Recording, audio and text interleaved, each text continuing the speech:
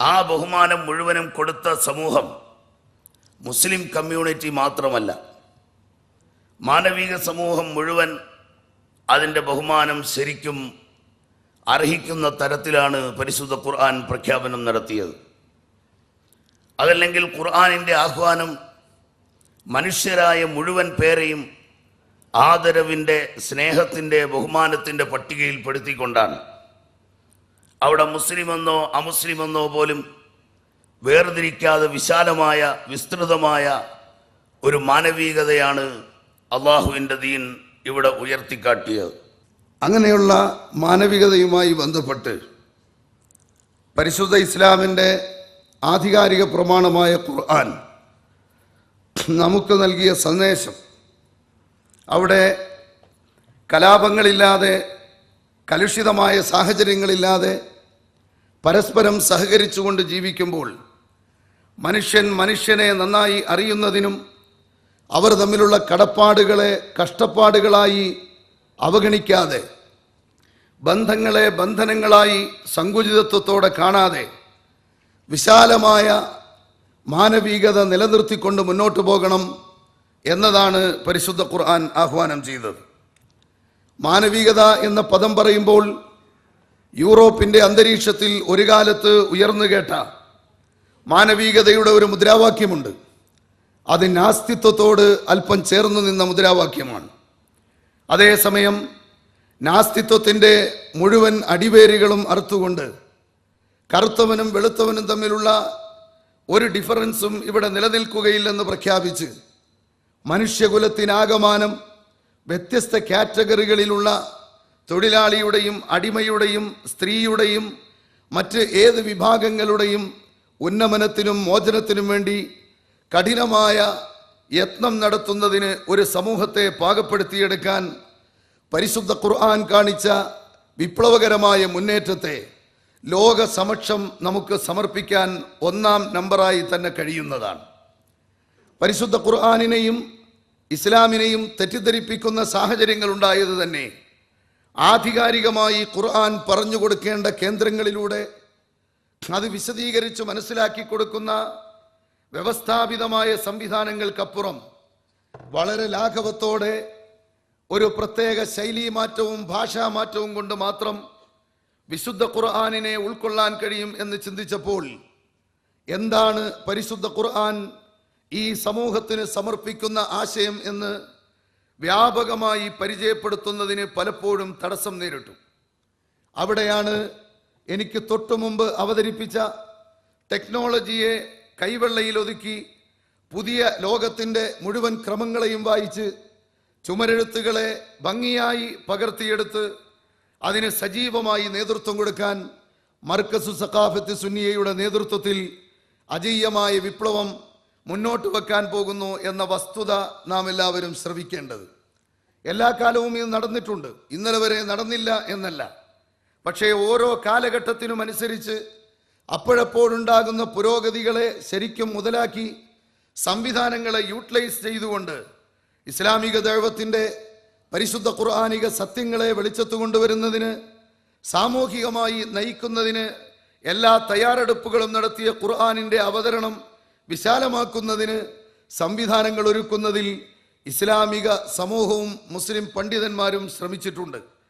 ആ ശ്രമത്തിന് ഗണ്യമായ സംഭാവനകൾ അർപ്പിക്കാൻ കഴിഞ്ഞ നമ്മുടെ കേരളത്തിൽ നിന്നാണ് ഈ വളരെ വിഷുലിപ്തമായ, വളരെ മാനവിക വിരുദ്ധമായ ഒരു അന്തരീക്ഷം തളം കെട്ടി നിൽക്കുമ്പോൾ വാപ്പയും ഉമ്മയും മക്കളുമായി ബന്ധമില്ല, അമ്മത്തൊട്ടിലുകളിലേക്ക് വലിച്ചെറിയപ്പെടുന്ന കുഞ്ഞുങ്ങൾ, വൃദ്ധസദനത്തിലേക്ക് നിഷ്കരുണം തള്ളിയിടുന്ന മാതാപിതാക്കൾ, നേരത്തെ സൂചിപ്പിച്ചതുപോലെ ബന്ധങ്ങളെ മുഴുവൻ ബന്ധനങ്ങളായി കാണുന്ന ഒരു പുതിയ സൊസൈറ്റി, അവിടെയാണ് വളരെ ശക്തമായ ഉത്ബോധനത്തോടെ പരിശുദ്ധ ഖുർആനും കയ്യിലേന്തി ആ ഖുർആനിൻ്റെ മഹത്തായ ആശയവും വിതറി ഈ സമൂഹം പണ്ഡിതന്മാരുടെ നേതൃത്വത്തിൽ രംഗത്ത് വരുന്നത്. ഇവിടെയാണ് ശരിക്കും പരിശുദ്ധ ഖുർആന്റെ മാനവികത ഈ സമൂഹത്തിന് ഔദ്യോഗികമായി സമർപ്പിക്കാൻ കഴിയുക. പരിശുദ്ധ ഖുർആനിലെ സൂറത്ത് അൻആമിൽ 151-ാമത്തെ ആയത്തിൽ പറയുന്നു, വലാ തഖ്തുലുൻ നഫ്സല്ലതി ഹറമല്ലാഹു ഇല്ലാ ബിൽ ഹഖ്. അല്ലാഹു സുബ്ഹാനഹു വ തആല വളരെ വ്യക്തമായും കൊല ചെയ്യപ്പെടേണ്ട അർഹതയുള്ള അഥവാ ഏറ്റവും വലിയ ക്രിമിനലുകളെ അല്ലെങ്കിൽ കൊലപാതകികളെ, സാമൂഹ്യദ്രോഹികളെ, കവലച്ചട്ടമ്പികളെ, റിപ്പറുമാരെ എങ്ങനെ കൈകാര്യം ചെയ്യണമെന്ന് സാമൂഹിക വ്യവസ്ഥിതിയിൽ സംവിധാനങ്ങളുണ്ട്. ആരും അത്തരം പണിഷ്മെന്റുകളെ ഭീകരതയായോ കൊലപാതകമായോ കാണാറില്ല. രാജ്യത്തിന്റെ സ്വാതന്ത്ര്യ സമരവുമായി ബന്ധപ്പെട്ട് നാം നടത്തുന്ന പോരാട്ടങ്ങളെ ആരും അപാകതയുള്ള സമരങ്ങളായി കാണാറില്ല. അതുകൊണ്ട് തന്നെ അത്ര വ്യവസ്ഥാപിതമായി തെളിയിക്കപ്പെട്ടയിടത്തല്ലാതെ ഒരു ശരീരത്തെയും അല്ലാഹു സുബ്ഹാനഹു വ തആല വകവരുത്താൻ അനുവദിക്കില്ല. അങ്ങനെ അനുവദിച്ച ഒരാശയം ലോകത്ത് എവിടെയെങ്കിലും ഉണ്ടെങ്കിൽ പോരുകളുടെ പേരിൽ, പകയുടെ പേരിൽ, ഗോത്രവർഗങ്ങളുടെ പേരിൽ മനുഷ്യരുടെ ശിരസ്സുകൾ ഓളം വെട്ടിയിരുന്ന കാട്ടറബികളുടെ നടുവിലേക്ക്, അറബികളുടെ ഇന്നത്തെ ഉന്നത സംസ്കാരത്തിലേക്ക് കൈപിടിച്ചുയർത്താൻ പരിവർത്തനവുമായി കടന്നു വന്ന പരിശുദ്ധ ഖുർആൻ പറഞ്ഞു, ഒരിക്കലും അങ്ങനെ കൊലപാതകം നിങ്ങൾക്ക് പറഞ്ഞിട്ടില്ല.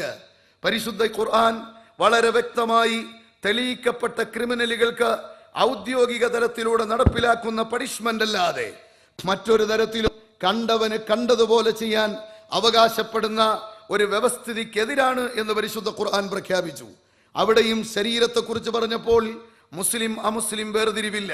ഇവിടെ മനുഷ്യർ എന്ന വിഭാഗത്തെ വളരെയധികം ആദരിച്ചുകൊണ്ട് സമൂഹത്തിന്റെ മുന്നിൽ അവതരണം നടത്തിയ പരിശുദ്ധ ഖുർആൻ ആ മനുഷ്യന്റെ എല്ലാ അവകാശങ്ങളും വകവെച്ചു കൊടുക്കുന്നതായി നമുക്ക് കാണാം. മാത്രമല്ല, മുഅ്മിനത്തൻ കാനത്ത് ഔ കാഫിറത്തൻ ഔ മുആഹിദത്തൻ എന്ന് പറഞ്ഞുകൊണ്ട് ഖുർത്തുബി പോലെ വളരെ വ്യക്തമായ പരിശുദ്ധ ഖുർആൻ വ്യാഖ്യാനങ്ങൾ അതിന് അടിവരയിട്ട് അതിന്റെ തെളിവുകൾ സഹിതം രേഖപ്പെടുത്തിയിട്ടുണ്ട്. ഈ സമയത്ത് അതിലേക്ക് കടക്കുന്നില്ല.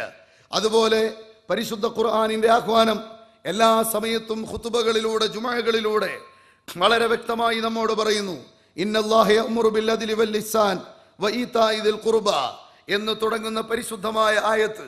അതിലൂടെ എപ്പോഴും നാം കേട്ടുകൊണ്ടിരിക്കുന്നത് അനീതിക്ക് കൂട്ടുനിൽക്കാൻ, അധാർമികതയ്ക്ക് വളം വെച്ചു കൊടുക്കാൻ, മാനുഷിക വിരുദ്ധ സമീപനങ്ങൾക്ക് ചൂട്ടുപിടിക്കാൻ ഒരു വികാരവും നിങ്ങളെ നയിക്കാൻ പാടില്ല. ഇന്ന് നമ്മുടെ സമൂഹത്തിൽ നടന്നുകൊണ്ടിരിക്കുന്നതിനെ കുറിച്ച് ഒരു നഖചിത്രം ഞാനിവിടെ അവതരിപ്പിക്കാൻ ഉദ്ദേശിക്കുന്നില്ല.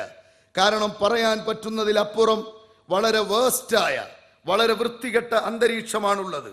ആ നമ്മുടെ നാട്ടിൽ അതൊക്കെ വിശദീകരിച്ചുകൊണ്ട് തീർച്ചയായും ഈ അപകടകരമായ അവസ്ഥയെ മുന്നറിയിപ്പ് നൽകാൻ യോഗ്യമായ സമയത്ത് വാണിംഗ് നൽകിക്കൊണ്ടാണ് ചരിത്രപ്രസിദ്ധമായ കേരളയാത്ര നാം നടത്തിയത്. മാനവികത ഉണർത്തുന്നു എന്ന മുദ്രാവാക്യവുമായി കടന്നു വന്നപ്പോൾ നിങ്ങൾ ഇവിടെ അതിൻ്റെ ചിത്രപ്രദർശനം കണ്ടതാണ്. എല്ലാ വിഭാഗം ആളുകളും, മനുഷ്യത്വത്തെ സ്നേഹിക്കുന്ന മുഴുവൻ ആളുകളും സ്വാതന്ത്ര്യ സമരത്തിന്റെ വീര്യത്തോടെ, സാക്ഷരതാ വിപ്ലവത്തിന്റെ സമ്പന്നതയോടെ മടിത്തട്ടിലേറ്റുവാങ്ങിയ, നെഞ്ചിലേറ്റ മുദ്രാവാക്യമാക്കിയ ആ മഹത്തായ മാനവികതയുടെ തൂവൽ സ്പർശമാണ് പിന്നീട് കടന്നു വന്ന ദുഃഖകരമായ രാഷ്ട്രീയമോ അല്ലാത്തതോ ആയ കലാപ കലുഷിതമായ കേരളത്തിലെ സാഹചര്യത്തിൽ മനുഷ്യത്വത്തിന് വേണ്ടി ഉണർത്തുപാട്ടായി ഇന്ന് അന്തരീക്ഷത്തിൽ മുഴങ്ങിക്കേൾക്കുന്നത് എന്ന കാര്യത്തിൽ സംശയമില്ല. നമ്മളിത് പറയുമ്പോൾ നമ്മുടെ സ്വന്തം വേദിയായതുകൊണ്ട് പറയുന്നു എന്ന് കരുതരുത്. ലോകത്ത് വിമർശനത്തിന്റെ കോണുകളിലൂടെ വിഷയങ്ങളെ സമീപിക്കുന്ന വളരെ വലിയ മീഡിയകൾ പോലും ഈ കേരള യാത്രയുടെ പശ്ചാത്തലത്തിൽ മാനവികതയെ ഉണർത്തുന്നതിനുള്ള ഏറ്റവും വലിയ ഒരു പ്രതിജ്ഞ കേരളീയ സമൂഹത്തിന് നൽകാൻ മഹാനായ കാന്തപുരം ഉസ്താദിനും കേരള യാത്രയ്ക്കും കഴിഞ്ഞു എന്ന് നമ്മളോട് ഓർമ്മപ്പെടുത്തുകയാണ്. ഏറ്റവും അവസാനം രാഷ്ട്രീയ കൊലപാതകങ്ങൾ കൊണ്ടും തർക്കങ്ങൾ കൊണ്ടും കേരളത്തിന്റെ മുഖം വല്ലാതെ വികൃതമായിരിക്കുകയാണ്. നമുക്കിവിടെ നിന്ന് കൂടുതൽ അത് പറയണ്ട. നമ്മുടെ നാടിനെ നാണക്കേടോടെ ഓർക്കാനേ കഴിയുന്നുള്ളൂ. അതിനപ്പുറത്തേക്ക് മാറിയാൽ 14 വയസ്സുകാരൻ മെനഞ്ഞാന്നത്തെ പത്രത്തിലും 22കാരിയായ ഗർഭിണിയായ അയലത്തെ ഉമ്മ എന്ന് വിളിക്കാൻ പറ്റിയ ഒരു സഹോദരിയെ അനാവശ്യത്തിലേക്ക് നിർബന്ധിച്ചപ്പോൾ അവർ കുതറിമാറിയ വേളയിൽ അവരെ തള്ളി പാറയിലേക്കിടുകയും പാറയിലേക്കിട്ട് അൺകോൺഷ്യസ് ആയി വീണ പെണ്ണിനെ കയ്യിലിരുന്ന ബ്ലേഡ് കൊണ്ട് കഴുത്തു മുറിക്കുകയും ആ കഴുത്തു മുറിച്ചിട്ടിട്ട് കൂളായി അവനവന്റെ വീട്ടിൽ പോയി കിടന്നുറങ്ങുകയും അച്ഛനോടൊപ്പം വളരെയധികം കളിച്ച് തമാശ പറഞ്ഞ് അവിടെ കഴിച്ചുകൂട്ടുകയും ചെയ്ത ശേഷം അവിടെ ഇരുന്ന 5000 രൂപ സമർത്ഥമായി മോഷ്ടിച്ചുകൊണ്ട് പിറ്റേന്നവൻ വീട് വിടുന്ന സാഹചര്യമാണ് പ്രതിയെ പിടിച്ചപ്പോൾ നമുക്ക് മനസ്സിലാക്കാൻ കഴിഞ്ഞത്. ജുവനൈൽ ഹോമിലേക്ക് മാത്രമേ ആ കുട്ടിയെ ഇപ്പോൾ അയക്കാൻ കഴിയുകയുള്ളൂ. അല്ലാതെ ശരിയായ പണിഷ്മെന്റ് പോലും കൊടുക്കാൻ കഴിയില്ല. 14 വയസ്സുകാരൻ്റെ ശൈശവമോ ബാല്യമോ അല്ലെങ്കിൽ പൊറുക്കപ്പെടാൻ പറ്റുന്നതോ ആയ പ്രായത്തിനപ്പുറം ക്രിമിനൽ സ്വഭാവം വളർന്നു വന്നതിൻ്റെ സാമൂഹിക പശ്ചാത്തലത്തെക്കുറിച്ച് നാം വളരെ വ്യക്തമായി മനസ്സിലാക്കേണ്ടതുണ്ട്. അതുകൊണ്ട് സഹോദരങ്ങളെ, വിശദീകരിക്കുന്നില്ല. ഒരു ചെറിയ ഇഷാറത്ത് മാത്രം നൽകിയാൽ, ഇൻഡിക്കേഷൻ മാത്രം നൽകിയാൽ എല്ലാ മേഖലകളിലും, സാമ്പത്തിക രംഗത്ത്, വിദ്യാഭ്യാസ രംഗത്ത്, സാമൂഹിക രംഗത്ത്, സാംസ്കാരിക രംഗത്ത്, അതുപോലെ പരിസ്ഥിതിയിൽ, ആരോഗ്യരംഗത്ത്, ഇങ്ങനെ തുടങ്ങിയ മുഴുവൻ മേഖലകളിലും കേരളമേ നാണക്കേട് എന്ന് പറയേണ്ടുന്ന ഒരു പ്രത്യേക സാഹചര്യത്തിലാണുള്ളത്. ദൈവത്തിൻ്റെ സ്വന്തം നാടെന്ന് ചിലർ വിശേഷിപ്പിച്ചിരുന്ന നാടാണ്, ഖൈറുല്ലാഹി എന്ന് വിളിച്ചിരുന്ന നാടാണ്. അങ്ങനെ തന്നെ വീണ്ടും വിളിക്കട്ടെ എന്ന് ആഗ്രഹിച്ചുകൊണ്ട് ആ പരിതസ്ഥിതിയെക്കുറിച്ച് കൂടുതൽ വിശദീകരിക്കുന്നില്ല. ഇനി കേരളത്തിൽ നിന്ന് അതിൻ്റെ പ്രചരണവുമായി ഒരിക്കൽ ദുബൈയിലേക്ക് എത്തിയപ്പോൾ നമ്മുടെ നാട്ടിൽ മനുഷ്യപ്പറ്റില്ലാത്ത മൃഗത്തിന് തുല്യം അല്ലെങ്കിൽ അതിനേക്കാൾ അതപ്പതിച്ച സാംസ്കാരിക ജീർണതയിൽ അടിമപ്പെട്ട ഒരു മനുഷ്യൻ അവൻ്റെ കാമ കേളിക്ക് അല്ലെങ്കിൽ വികാര പൂർത്തീകരണത്തിന് അതാ ഒരു ജീവിയെ, ഒരു പശുവിനെ സമീപിച്ചു എന്നത് നമ്മുടെ കേരളത്തിലെ പത്രങ്ങൾ എഴുതി കാണിച്ചു. എന്നാൽ ആ വിഷയം വളരെ അത്ഭുതത്തോടെ അവതരിപ്പിക്കാൻ ഒരുങ്ങുമ്പോൾ ഇവിടെ ഒരു ഒട്ടകത്തെ സമീപിച്ച ഒരു വളരെയധികം മോശമായ സമീപനത്തെക്കുറിച്ച് ഇവിടുന്ന് കേൾക്കാൻ കഴിഞ്ഞു. അപ്പൊ കേരളത്തിന്റെ നാലതിർത്തിക്കുള്ളിലല്ല, ഇന്ത്യ രാജ്യത്തും ലോകമാസകലവും മാനവികതയുടെ വിരുദ്ധമായ ആ രാക്ഷസീയ നഖങ്ങൾ ഇന്ന് കൂർത്തുമൂർത്ത് സമൂഹത്തെ ഞെരിച്ചു കൊല്ലുമ്പോൾ മാനവികതയുടെ ഉണർത്തുപാട്ടായി വള്ളി പുള്ളി വിസർഗത്തിന് വൈജാത്യം സംഭവിക്കാതെ 14 നൂറ്റാണ്ടുകളായി നിൽക്കുന്ന പരിശുദ്ധ ഖുർആൻ വളരെ വ്യക്തമായി ഈ സമൂഹത്തോട് പറയുന്നു, നിനക്ക് നന്മ വരണം, നിനക്ക് നല്ലത് ചെയ്യണം എന്നാഗ്രഹിക്കുന്ന നിനക്കുണ്ടാകേണ്ടുന്ന മുഴുവൻ ബെനിഫിറ്റ്സും അതാ നിന്റെ സഹോദരന്, നിന്റെ സുഹൃത്തിനുണ്ടാകണം എന്ന ചിന്താഗതിക്കാണ് യഥാർത്ഥ ഹ്യൂമാനിറ്റി എന്ന് പറയുന്നത്. ആ മാനവികത, ആ മനുഷ്യത്വം ഇവിടെ സമൂഹത്തിൽ നിന്ന് കളഞ്ഞുപോയിരിക്കുകയാണ്. മനുഷ്യനെ കണ്ടെത്താൻ സോക്രട്ടീസ് വിളക്ക് കത്തിച്ച് നടന്നു എന്ന് പണ്ട് പറയാറുണ്ട്. എന്നാൽ ഇന്ന് യഥാർത്ഥ മനുഷ്യനെ കണ്ടുപിടിക്കാൻ വളരെയധികം പ്രയാസപ്പെടുന്ന സാമൂഹിക അന്തരീക്ഷമാണ് തെളിഞ്ഞു കാണുന്നത്. നല്ലവർ ഇല്ലെന്നല്ല, പ്രതീക്ഷ അസ്തമിച്ചു എന്നല്ല. പരിശുദ്ധ ഖുർആൻ വളരെ വ്യക്തമായി നമുക്ക് പറയുന്നു, നിങ്ങൾ ഒരു കാര്യം ചെയ്യണം, ഒരിടത്തും അക്രമത്തെ പ്രോത്സാഹിപ്പിക്കാൻ പാടില്ല. ഒരിടത്തും ഏതെങ്കിലും ശൈലിയോ അല്ലെങ്കിൽ നിന്റെ ഏതെങ്കിലും ഉപകാരമോ നോക്കി ഒരു പ്രദേശത്ത് കലാപമുണ്ടാക്കുന്നതിന് വേണ്ടി ശ്രമിച്ചാൽ അതിനെ പരിശുദ്ധ ഖുർആൻ ശക്തമായി പറഞ്ഞു. അതാ മൻ ഖതല നഫ്സൻ ബിഗൈരി നഫ്സ്, അതാ ഒരു കാരണവും കൂടാതെ ഒരു ശരീരത്തെ കൊല്ലുകയോ ഔ ഫസാദിൻ ഫിൽ അർദ്, അല്ലെങ്കിൽ ഒരു ഭൂമിയുടെ പ്രദേശത്ത് കുഴപ്പമുണ്ടാക്കുകയോ ചെയ്യുന്നവൻ ഫകഅന്നമാ ഖതലൻ നാസ ജമീഅ, മുഴുവൻ സമൂഹത്തെയും കൊന്ന ഒരു സോഷ്യൽ ക്രിമിനലായി പരിഗണിക്കുകയും അവന് പരമാവധി പണിഷ്മെന്റ് കൊടുക്കുകയും ചെയ്യണമെന്ന് അതിവിശിഷ്ടമായും വസ്തുനിഷ്ഠമായും പ്രഖ്യാപിച്ചത് പരിശുദ്ധ ഖുർആനാണ്.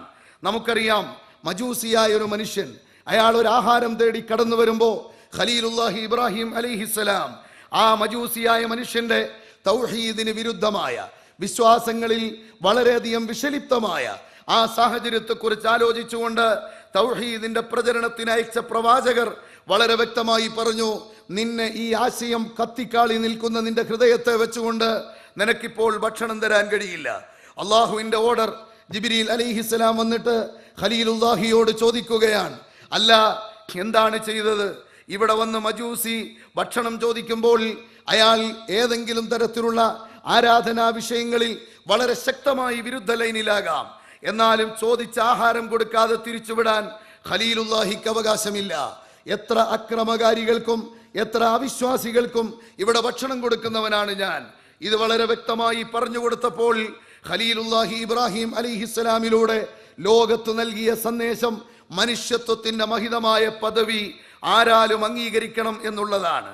വിശ്വാസികളെയും അവിശ്വാസികളെയും പരിഗണിച്ചുകൊണ്ട് തന്നെ പരിശുദ്ധ ഖുർആന്റെ ധാരാളം പ്രഖ്യാപനങ്ങൾ കാണാം. യാ അയ്യുഹല്ലദീന ആമനു, വിശ്വാസികൾക്ക് ചിട്ടയോടെ നടത്തേണ്ട കർമ്മപരവും വിശ്വാസപരവുമായ വ്യവസ്ഥിതികളുടെ വിശദീകരണം നടത്തുമ്പോൾ ആ ആഹ്വാനങ്ങളെ പോലെ തന്നെ യാ അയ്യുഹന്നാസ്, ഓ ജനങ്ങളെ എന്ന് വിളിച്ചുകൊണ്ട് നിരവധി സംബോധനകളും നിരവധി ശീർഷകങ്ങളും നിരവധി വ്യവസ്ഥാപിതമായ പ്രഖ്യാപനങ്ങളും ഖുർആനിൽ കാണാം, എമ്പാടും കാണാം. ഇന്നാ ഖലഖനാകും മിൻ ദക്കരിൻ വ ഉൻസാ, ഒരാണിൽ നിന്നും ഒരു പെണ്ണിൽ നിന്നുമാണ് നിങ്ങളെ നാം സൃഷ്ടിച്ചത്. വജഅൽനാകും ശുഊബൻ വഖബായില ലിതഅറഫു. നിങ്ങൾ പരസ്പരം അറിയാനാണ് ഗോത്രവർഗങ്ങളായി വേർതിരിച്ചത്, കലഹമുണ്ടാക്കാനല്ല, പോരിന് പോകാനല്ല. അതേസമയം നിങ്ങൾ മനസ്സിലാക്കേണ്ടത്, സർവബ്രഹ്മാണ്ഡ കടാഹങ്ങളെയും സൃഷ്ടിച്ച നാഥനായ റബ്ബിന് കീഴ്പ്പെട്ടുകൊണ്ട് വിനയാന്വിതനായി ഈ ഭൂമി ലോകത്ത് ഒരു കുഴപ്പവും വിപ്ലവവും ഉണ്ടാക്കാതെ ഇവിടെ നടന്നു പോകുന്ന മനുഷ്യനാണ് യഥാർത്ഥത്തിൽ മാന്യനായ ആൾ. അല്ലാതെ ആരെയെങ്കിലും ആരോഗ്യം കാണിച്ചുകൊണ്ട് അടിച്ചമർത്തി ഇവിടെ ജീവിക്കാമെന്ന് പ്രതീക്ഷിക്കുന്ന ആ ഡിപ്രസിംഗ് മൈൻഡോടുകൂടെ കഴിയുന്ന ഒരു വിഭാഗത്തെയല്ല ഇസ്ലാം മാന്യന്മാരായി അല്ലെങ്കിൽ വലിയവരായി കാണുന്നത്. അതുപോലെ തന്നെ പരിശുദ്ധ ഖുർആനിൽ റബ്ബിന്നാസ്, ഇലാഹിന്നാസ്, മലിക്കിന്നാസ് ഇങ്ങനെ തുടങ്ങി ജനങ്ങളുടെ പ്രത്യേകമായ ആ വിധേയത്വം വെച്ചുകൊണ്ട്, അഥവാ ജനങ്ങളുടെ നാഥൻ, ഈ സമൂഹത്തിന്റെ മുഴുവൻ നാഥൻ എന്ന് പറഞ്ഞുകൊണ്ട് വിശാല വിസ്തൃതമായൊരു മാനസികാവസ്ഥയിലേക്ക് വിശ്വാസിയെ തന്നെ കൊണ്ടെത്തിക്കുന്ന, വിശ്വാസിയുടെ അടിസ്ഥാന മേഖലകളിൽ ഒന്നും ഒരു വ്യത്യാസവും വരുത്താതെ തന്നെ വിശാലമായ കാഴ്ചപ്പാട് നിലനിന്നുകൊണ്ട് മുന്നോട്ട് പോകാനാണ് പരിശുദ്ധ ഖുർആൻ വളരെ വ്യക്തമായി പഠിപ്പിക്കുന്നത്. അതുപോലെ തന്നെ മറ്റൊരു ചരിത്ര പ്രസിദ്ധമായ സംഭവം നമുക്കറിയാം. ഇമാം മുസ്ലിം റളിയല്ലാഹു അൻഹു റിപ്പോർട്ട് ചെയ്യുന്ന ഹദീസിൽ അതാ ഖൈസ് ബിൻ സഅദ് റളിയല്ലാഹു അൻഹും സഹൽ റളിയല്ലാഹു അൻഹും ഖാദിസിയയിൽ വെച്ച് അതാ അവർ രണ്ടുപേരും ഒരു ജനാസ കടന്നു പോകുന്ന സമയത്ത് എഴുന്നേറ്റു നിൽക്കുകയാണ്.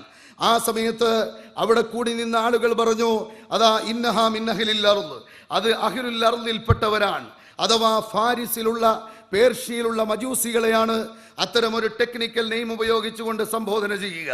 ആ സമയത്ത് അവർ രണ്ടുപേരും കൂടി പറഞ്ഞത്, ഇന്ന റസൂലുള്ളാഹി സ്വല്ലല്ലാഹു അലൈഹി വസല്ലം, അതാ നബി സല്ലല്ലാഹു അലൈഹി വസല്ലം തങ്ങൾ മറത്ത് ബിഹി ജനാസ, ഒരു ജനാസ കടന്നു പോകുമ്പോൾ ഫഖാമ, നബി സല്ലല്ലാഹു അലൈഹി വസല്ലം തങ്ങൾ എന്ന ഏറ്റവും വലിയ ആദരണീയ നേതൃത്വം എഴുന്നേറ്റു നിൽക്കുകയാണ്. ആ സമയത്ത് ഫഖീല അന്നഹു യഹൂദിയുൻ, അത് വളരെ വ്യക്തമായി അതാ യഹൂദിയാണെന്ന് പ്രഖ്യാപിക്കപ്പെട്ടപ്പോൾ അല്ലെങ്കിൽ പറയപ്പെട്ടപ്പോഴും നബി സല്ലല്ലാഹു അലൈഹി വസല്ലം തങ്ങൾ ചോദിച്ചത്, അലൈസത്ത് നഫ്സ, അതൊരു ശരീരമല്ലേ, ഒരു ബോഡിയല്ലേ, ആ ബോഡിയോട് കാണിക്കേണ്ട പ്രത്യേകമായ മര്യാദ അത് കാണിക്കണമെന്ന് പഠിപ്പിച്ച നേതാവാണ് റസൂലുള്ളാഹി. അതുകൊണ്ട് സഹോദരങ്ങളെ, ലോകത്തേത് വിഭാഗം മനുഷ്യരുണ്ടായാലും മനുഷ്യ വികാരങ്ങളെയും വിചാരങ്ങളെയും ശരിക്കും മനസ്സിലാക്കി ധാർമ്മികതയുടെ മേഖലയിലേക്ക് കൈപിടിച്ചാനയിക്കാൻ, ഈ ലോകത്ത് കാണുന്ന അധാർമികതയുടെ കറുത്ത അധ്യായങ്ങളെ മുഴുവൻ മാറ്റിയെഴുതാൻ, ഇവിടെ വിപ്ലവകരമായ മുന്നേറ്റം നടത്താൻ കടന്നു വന്ന ആശയമാണ് അള്ളാഹുവിൻ്റെ കലാമായ പരിശുദ്ധ ഖുർആൻ.